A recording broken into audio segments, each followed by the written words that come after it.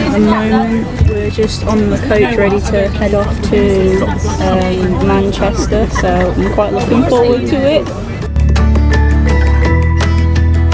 Welcome back! In this video I've documented my time and the places we went to on our Manchester trip.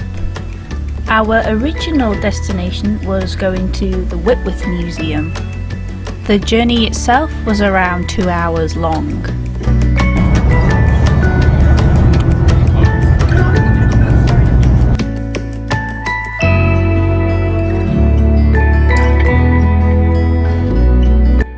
Literally just arrived in Manchester. We're just heading off to the art gallery now, so I hope I could take some pictures.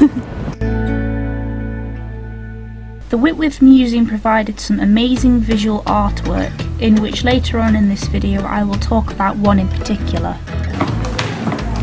Drop my finger in there like, ooh.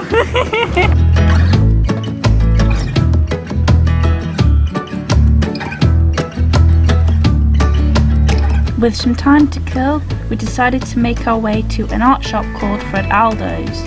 On the way, we stopped by the Manchester Museum to have a little look. and there's actually his name's Coyote Peterson, and he actually like meets one of these. Yeah. He calls it the living dinosaur. Switch to my camera on my phone because my battery life on my fancy camera is pretty much nearly dead, so sorry for the poor quality. There was quite a few birds there at the museum, which gave us some really good ideas for our project.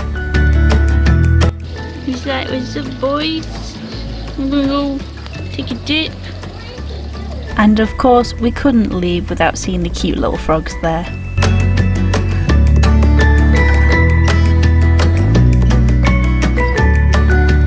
My favourite part of the exhibit,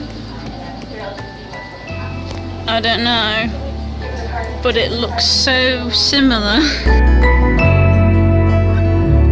As I'm not local to Manchester, I thought it was really nice to take a shot of all the buildings, and of course having lunch at Mackey's. Yet again, on the way to Fred Aldo's, we stopped by another art museum, and believe it or not, one of Bansky's works was actually featured here. We're at the art shop now, and it is massive. There's like 3 floors. Taking a wrong turn back to the Whitworth Museum, we encountered this beautiful mural. And when we got to the Whitworth Museum, we killed some time in the cafe there and reflect on our day before the coach arrived. Got back onto the coach and we're gonna head back to uni. Today's been quite fun. It's been quite entertaining, quite fulfilling. We've been to 3 art galleries. And on top of that we stopped at Mackey's, and we also went to the art shop and made it back with like plenty of time to spare, so today's been great. So yeah, hope you've enjoyed, and yeah, see you later.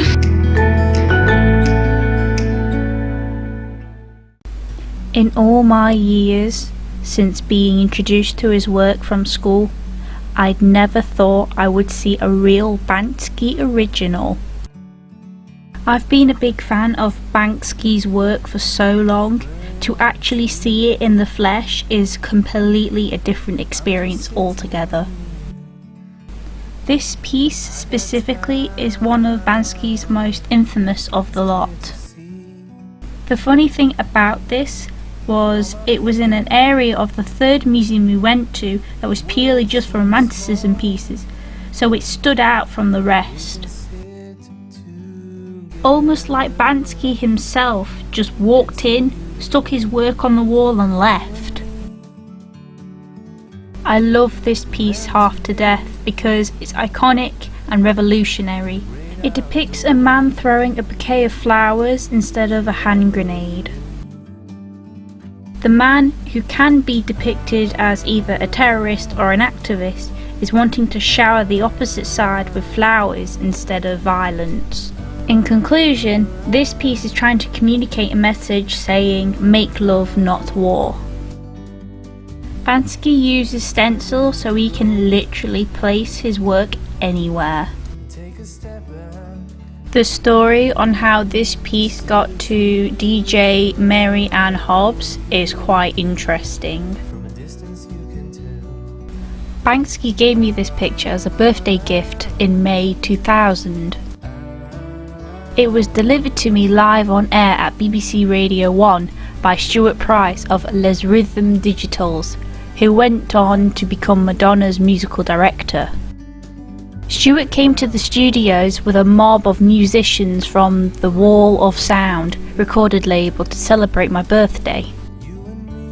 Banksy was then relatively unknown outside of the world of street art. He was actually doing a little graphic design for Wall of Sound's sister label We Love You. This image, a prototype of what went on to become one of his most iconic designs, was actually used on the cover of We Love You, So Love Us, the record label's first compilation album in 2000.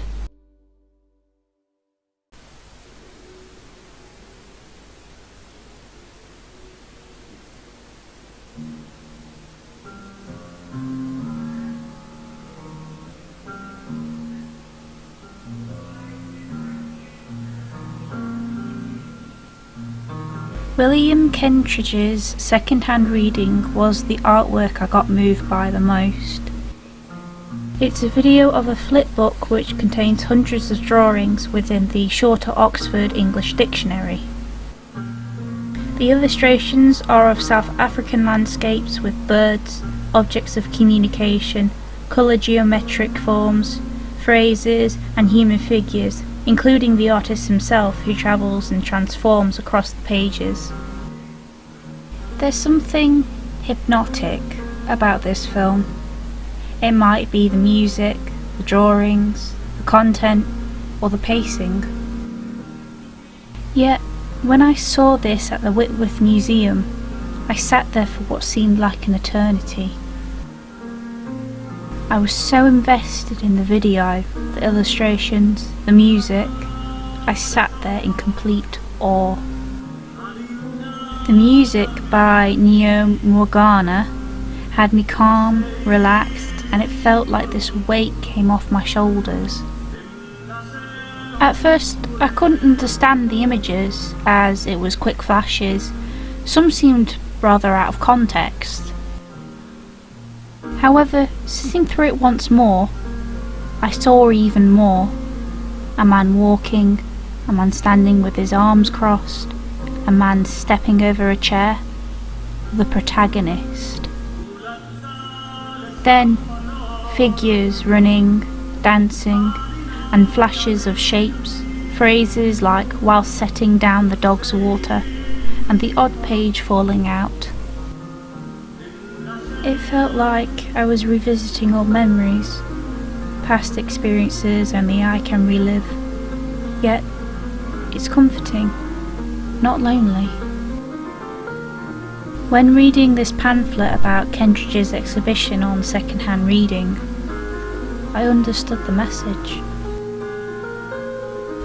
A revolutionary spirit is recalled in a dancing red flag, the megaphone and the abstract monochrome forms of modernist painting. The fragility of nature is captured in a shifting tree or a fleeting bird. The artist walks head down deep in thought through ever-changing images of history, biography, dreams and environment. For Kentridge, a book is a kind of material depiction of one's head, of the number of thoughts that can zoom past, like the phrases in a dictionary or encyclopedia. Here, the fixicity of the printed words is reinscribed with the disorder of the real world.